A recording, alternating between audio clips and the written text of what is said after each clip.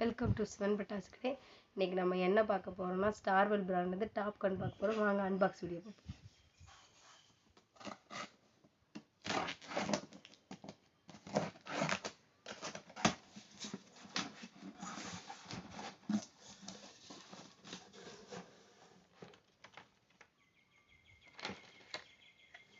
ஒரு இதில் வந்து 5 பீஸ் வரும். நம்ம எப்பயும் நார்மலாக கன் பிடிக்கிற மணிக்கு பிடிச்சோன்னா ஃபுல் கிராக்லிங்கோட நல்லா இருக்கும். ஃபங்க்ஷன் சூப்பராக இருக்கும்.